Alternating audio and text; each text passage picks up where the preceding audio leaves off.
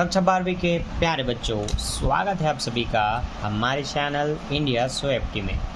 आज हम पढ़ेंगे 12वीं लेखा शास्त्र में चैप्टर 2 ख्याति। ख्याति की 2 वीडियो ऑलरेडी बन चुकी है, जहां पर हमने ख्याति की अर्थ परिभाषा मतलब इम्पोर्टेंट थ्योरी पढ़ ली है। हमने क्रियात्मक क्वेश्चन स्टार्ट किया था, तो औसत लाभ और भारित औसत लाभ विधि से 2 प्रकार से ख्याति निकालना सीख लिया है। ठीक है, ख्याति जो कि है चैप्टर 2। आज हम सीखेंगे अधिलाभ विधि। अब इस विधि में कुछ मान है जो आपको निकालना पड़ता है, तब अंत में अधिलाभ के द्वारा ख्याति निकाली जाती है। तो वो आपको स्पष्ट पता होना चाहिए। इसके लिए अभी मैं जो भी बताऊंगा उसको ध्यान से सुनना है और नोट कर लेना है। ठीक है, तो सभी का कॉपी, मतलब जितने बच्चे देख रहे हैं उन सभी का कॉपी ओपन होना चाहिए, साथ में एक पेन होना चाहिए, और मैं जो बताऊंगा उसको नोट करना है। ठीक है, क्योंकि ये चैप्टर फार्मूला बेस है, आपको फार्मूला बस याद करना है और वो भी बनाते बनाते याद हो जाएगा। तो अगर आपने अपना फार्मूला याद कर लिया तो फिर इधर के सारे क्वेश्चन ईजिली बन जाते हैं। तो बिना टाइम को वेस्ट किए बनाते हैं क्वेश्चन। तो देखिए, सबसे पहले आपको याद रखना है, यहाँ पर आपको पहला चीज होता है विनियोजित पूंजी। अब ये विनियोजित पूंजी या तो आपको पहले से दी जाती है या तो ज्ञात करनी होती है। ठीक है, अब मान लेते हैं नहीं दी गई है, तो कैसे ज्ञात करेंगे? तो ज्ञात करने के लिए इसका सूत्र मैं साइड में लिख देता हूँ। सूत्र ये हो जाएगा, फर्म की कुल संपत्ति माइनस कुल देयताएं या दायित्व। ठीक, हम मान सकते हैं फर्म की कुल संपत्ति कितनी है और कुल देयताएं इतने। ठीक है, क्लियर है, समझ में आ रहा है सभी को? ठीक, आगे दूसरा चीज हमें जानना होता है इसमें सामान्य लाभ। अब सामान्य लाभ नहीं दिया जाता, सामान्य लाभ की दर दी जाती है, तो उसको ज्ञात करने के लिए आपके पास होनी चाहिए विनियोजित पूंजी। विनियोजित पूंजी आप इसी में क्या करेंगे, सामान्य लाभ की जो दर है उसका गुणा करेंगे और बटे लिखेंगे 100। ठीक है, सामान्यतः 10% होता है तो 10/100 लिखेंगे, और जो पूंजी होगी उससे जो अमाउंट आप करके निकालेंगे 10%, वह सामान्य लाभ होगा। ठीक है, तीसरा आपके पास होना चाहिए औसत लाभ। ठीक, और ये हमेशा आपको स्पष्ट रूप से दी जाती है। अगर नहीं दी गई है तब आपको कई वर्षों का लाभ दिया जाएगा, फिर आप उन सबको जोड़ेंगे और भाग करेंगे, जो कि आपने इससे पहले वाले टॉपिक 2 में आपने सीख लिया है। टॉपिक 1 क्रियात्मक क्वेश्चन का टॉपिक 1 जो वीडियो अपलोड हो चुका है उस पर आपने सीख लिया है। अब जो बच्चे उसको नहीं देखे हैं कि अरे ये कैसे निकलेगा, तो आपको फिर वो वीडियो देखना पड़ेगा। तो चैनल में विजिट करें और जा कर के चेक करें। ठीक है, तो ये आपको दिया रहेगा बुक में पहले से। ठीक, अब आपको याद करना होता है चौथे चीज़ में अधिलाभ। अब अधिलाभ निकालने के लिए आपको 2 चीज़ें पता होनी चाहिए। एक तो आपको पता होना चाहिए औसत लाभ, एक तो पता होना चाहिए सामान्य लाभ। ठीक है, अब दोनों पता है तो क्वेश्चन बना देते हैं फटाक से। चलिए, आपको लिखना है औसत लाभ माइनस सामान्य लाभ। औसत लाभ में सामान्य लाभ को घटाएंगे तो जो हमें प्राप्त होता है वो अधिलाभ होता है। और मैंने कहा जब आपको अधिलाभ ज्ञात हो तब आप ख्याति निकाल पाते हैं। तो ये सारा झमेला ख्याति निकालने का है, और ख्याति से पहले आपको अधिलाभ निकालना होता है, और अधिलाभ के लिए आपको ये दोनों पता होना चाहिए, और ये दोनों को निकालने के अपने अलग अलग रूल होते हैं। ठीक है, तो ख्याति निकालने के लिए आपके पास होना चाहिए अधिलाभ। ठीक, इसी में आप गुणा करते हैं क्रय वर्षों की संख्या को। अब क्रय वर्षों की संख्या प्रश्न में स्पष्ट बताई जाती है कितनी होगी। ठीक है, समझ आ रहा है सभी को? सभी बच्चे देख पा रहे हैं? ठीक है, ऐसे ही होती है। यही 5 आपको फार्मूला के रूप में अब याद कर लीजिए, चाहे ऐसे याद रख लीजिए कि आपको क्या क्या चाहिए। अब एग्ज़ाम में 2-3 चीज़ें दी जाएंगी, या तो संपत्ति दायित्व और दर दिया जाएगा सामान्य लाभ की, ये तो विनियोजित पूंजी और इसको दिया जाएगा और औसत लाभ को। बाकी चीज़ आपको स्वयं से ज्ञात करनी होती है। ठीक है, तो ये वाला जो क्वेश्चन है वो कहाँ से स्टार्ट होता है, चलिए इस पर चर्चा कर लेते हैं। बुक निकालिए आप अपना, इस साल का नया बुक, ठीक है। तो पुराना बुक होगा 2 साल पहले, तो उसमें क्वेश्चन नंबर 9 से स्टार्ट हुआ है। अब आपको देखना पड़ेगा आपका कौन से क्वेश्चन से स्टार्ट हुआ है, ठीक है। वो आप देख लीजिए और बताइए कहाँ से स्टार्ट हुआ है। क्वेश्चन नंबर 10 बताता हूँ, वो 2019 में आया है, ठीक है। क्वेश्चन नंबर 10 आप देखेंगे, यह अनुमान लगाया गया कि एक फर्म अपनी 80,000 की पूंजी पर 8% सामान्य लाभ कमाएगी। 4 वर्षों का वास्तविक औसत लाभ 10,000 रुपये है। साझेदारी संलेख के अनुसार अधिलाभ 2 वर्षों के क्रय पर निकाली जाएगी। तो ख्याति की राशि ज्ञात कीजिए, ठीक है। तो हम लिखेंगे क्वेश्चन नंबर 10, जिसको हम अभी हल करने वाले हैं। उसमें क्या दिया है उन चीज़ों को आप लिख सकते हैं इस तरह से, एग्ज़ाम में भी आप लिखेंगे दिया है पूंजी, या फिर आप पूरा लिख सकते हैं विनियोजित पूंजी, जो कि है 80,000। इसके बाद हमने देखा यहाँ पर सामान्य लाभ की दर है जो कि है 8%। सामान्यतः 10 होती है, अब इसमें 8 बोला है तो हम 8 लिख रहे हैं, ठीक है। हाँ, लेकिन एग्ज़ाम में अगर आता है तो इसको बदल के 10 दे सकता है, ताकि थोड़ा अलग लगे क्वेश्चन, डिट्टो ये सेम ना लगे, है ना। अब आपको पता है औसत लाभ, तो आप वो भी लिख सकते हैं। मैंने कहा था ये अधिकतर दिया जाएगा, इसको निकालने को नहीं कहा जाएगा। कुछ क्वेश्चन हो सकता है इसको निकालने को बोले।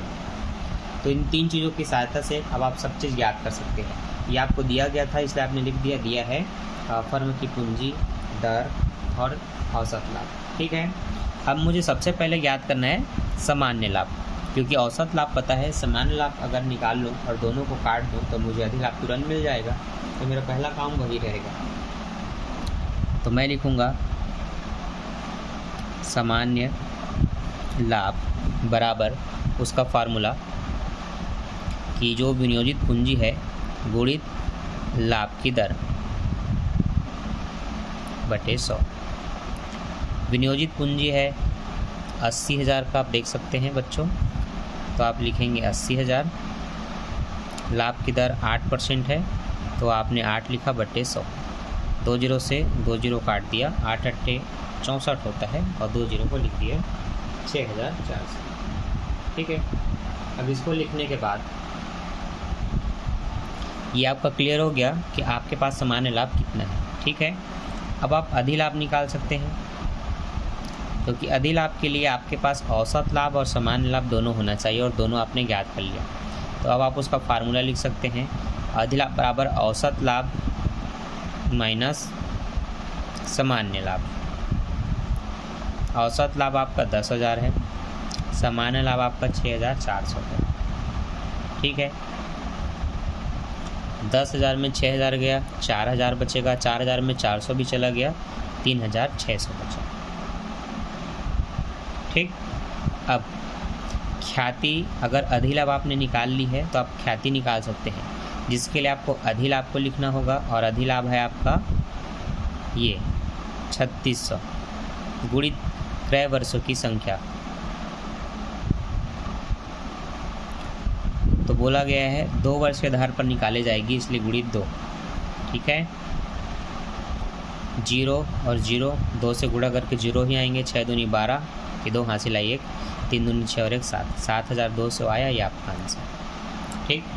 तो देख लीजिए, इस पूरे क्वेश्चन में आपको दिया गया था पूंजी, दर और औसत लाभ। इन्हीं की सहायता से हमने सबसे पहले पूंजी पता था और दर, इसलिए हमने सामान्य लाभ निकाला, क्योंकि सामान्य लाभ में पूंजी का 10% या 8% जो भी दर हो उतना ही निकालना होता है। जैसे वो निकला सामान्य लाभ, हमने अधिलाभ का फार्मूला लिखा, क्योंकि अधिलाभ तभी आप निकाल पाते हैं जब आपके पास सामान्य और औसत लाभ दोनों हो। और जब मैंने सामान्य लाभ निकाल लिया और मुझे पहले से औसत लाभ पता है, तो ये क्लियर हो गया कि अगर मैं इन दोनों को घटा दूं तो अधिलाभ निकाल सकता हूं। इसलिए इसके बाद मैंने डायरेक्ट अधिलाभ लिखा और औसत लाभ सामान्य लाभ को घटाया, घटाने से मुझे मिल गया 3,600 अधिलाभ। अब अधिलाभ ज्ञात है बच्चों, तो तुरंत आप ख्याति निकाल सकते हैं। तो ख्याति निकालने के लिए क्रय वर्षों की संख्या का अधिलाभ में गुणा करना है। तो अधिलाभ के नीचे अधिलाभ की राशि, क्रय वर्षों की संख्या 2, दोनों का गुणा करके 72, 7,200 आपको बता देंगे, ठीक है। मुझे उम्मीद है इससे संबंधित जितने भी क्वेश्चन हैं बुक में आप उनको बनाने की कोशिश करेंगे और वो आपसे बनेंगे। जो नहीं बनेगा उसको छोड़ दीजिए, मुझसे पूछ लीजिएगा, लेकिन जो बन सकता है उसको कृपया बना करके देखिए। मुझे उम्मीद है आपसे बनेगा और आपका उत्तर भी आएगा। ठीक है, क्वेश्चन नंबर 12 में आपको समझाता हूँ, क्योंकि उसमें एक ऐसा अमाउंट दिया गया है जिसके बारे में मैंने कोई चर्चा नहीं की है। ठीक है, तो मैं क्वेश्चन नंबर 12 बता देता हूँ, लेकिन मैं फिर से रिक्वेस्ट करूँगा कि बाकी क्वेश्चन आपको स्वयं से बना करके देखने हैं। ठीक है, कई बच्चे यूट्यूब में वीडियो देखने के बाद ऐसा सोच लेते हैं कि सारे क्वेश्चन का सोल्यूशन मिल जाए, बस हम उसको नोट कर लें, खुद से कोई प्रैक्टिस ना करें। देखो बच्चों, ऐसा नहीं होता। अगर आपने एक क्वेश्चन बनाने से, हमने अगर एक क्वेश्चन बनाया या एग्जाम्पल समझाया और उससे आपको अगर वो टॉपिक समझ में आता है तो उसके क्वेश्चन को स्वयं से बना करके आप देखिए, बिना हमारी सहायता के। आप अगर किसी भी कारणवश आंसर नहीं ला पाते और उसको हमने सॉल्व किया है, तब जा कर के उस वीडियो को देखिए या हमसे कमेंट करके पूछिए। ठीक है, तो उस क्वेश्चन में जो क्वेश्चन नंबर 12 है, उस 12 के ए में क्या दिया है, उसमें बोला गया है एक फर्म का औसत लाभ, लिख लेता हूँ, दिया है। पहला, औसत लाभ 75,000। ठीक, दूसरा दिया है विनियोजित पूंजी,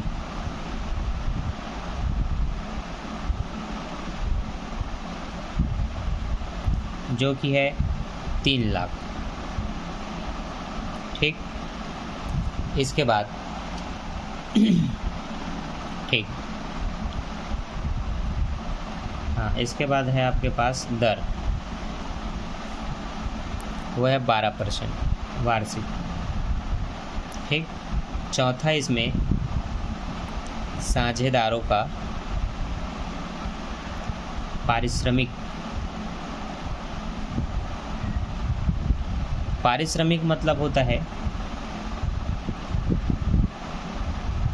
वेतन, मजदूरी, उपहार, कुछ भी कह सकते हैं, जो कि मिलने हैं उनको 9,000 रुपये। ठीक है, चलिए अब जिन जिन चीज़ों को आपको दिया गया है आप उनकी सहायता से अपना क्वेश्चन को सॉल्व करेंगे। विधि है अधिलाभ विधि, क्रय वर्षों की संख्या है 2 वर्ष, है ना। तो चलो अब मैं आपको सीधा सामान्य लाभ पर लेके चलता हूँ, जिसके लिए आपको विनियोजित जो पूंजी होती है उसमें गुणा करना होता है दर का। विनियोजित पूंजी आपकी 3 लाख की है, दर है आपका 12%। 20 से 20 कटा, 12 दूनी 24, 12 तिया 36, 3 जीरो को लिख लिया, 36,000 रुपये। क्लियर है। अब आपके पास अवेलेबल है औसत लाभ, जो कि है 75,000। ठीक, औसत लाभ में आपको क्या करना पड़ेगा, किसी भी व्यक्ति का या साझेदारों का अगर वेतन है तो उसको काटना होगा, क्योंकि लाभ वह राशि होती है जिसमें सारे खर्चों का भुगतान कर दिया जाता है, लेकिन अलग से कोई खर्च बता दिया जाए, इसका मतलब वह खर्च देने से छूट चुका है, तो औसत लाभ में से आपको इसको काटना होता है। तो आप इसको क्या करेंगे, माइनस कर देंगे। ठीक है, माइनस कर देंगे तो 75 का 5 चला गया, 4 जाएगा तो 66 हो जाएगा। ठीक, अब आप निकाल सकते हैं अधिलाभ, क्योंकि आपके पास एक्चुअल का औसत लाभ है। तो आप उस औसत लाभ में क्या कर सकते हैं, सामान्य लाभ जो आपका निकला है उसको आप काट सकते हैं। तो औसत लाभ आपका है 66,000, सामान्य लाभ है 36,000, 6 से 6,000 कट गया, 60 में 30,000 जाएगा, 30,000 बचेगा। अब ये तो आपकी अधिलाभ हो गई। ख्याति निकालना है तो अधिलाभ जो भी आपका निकला है आप उसमें क्रय वर्षों की संख्या का गुणा करते हैं। अब क्रय वर्षों की संख्या है 2, इसलिए यहाँ 2 लिखेंगे, यहाँ 30 लिखेंगे, 30 दूनी 60,000 रुपये की हम ख्याति बताएंगे। ठीक, ये क्वेश्चन भी आपके एग्ज़ाम में आ सकता है, तो आप इसका प्रैक्टिस कीजिए। अब ऐसे जितने भी क्वेश्चन हैं अधिलाभ के आधार पर जो बनते हैं उसको आपको बनाना है, ना बने तो मुझसे कमेंट करके पूछ लेना है। ठीक है, तो क्वेश्चन में आपको दिया था औसत लाभ, विनियोजित पूंजी, दर और पारिश्रमिक साझेदारों का। मैंने कहा पारिश्रमिक अलग से अगर दिया हो या कोई भी ऐसा खर्च जो देने से छूट गया हो तो औसत लाभ में इसको आप काट लेंगे। ठीक, इसके बाद विनियोजित पूंजी और दर का गुणा करके आप सामान्य लाभ निकाल लेते हैं। सामान्य लाभ और औसत लाभ आपका क्लियर है, तो आप दोनों को घटा करके अधिलाभ निकालते हैं। अधिलाभ जैसे ही निकलता है तो क्रय वर्षों की संख्या का गुणा करके आप ख्याति निकाल लेते हैं। बन गया आपका क्वेश्चन 12वां, जहाँ पर आज हमने सीखा कक्षा 12वीं लेखा शास्त्र चैप्टर 2 में अधिलाभ विधि। ठीक है, किसी को भी अगर डाउट हो तो आप कमेंट कर सकते हैं, बाकी मुझे तो नहीं लगता कोई डाउट होगा। बाकी बनाइए और मुझे कमेंट करके बताइए कि हाँ सर हमसे क्वेश्चन बन गया। तो मिलते हैं नेक्स्ट वीडियो में। भी bye, thanks for watching. Video अच्छा लगा तो don't forget like, subscribe and share.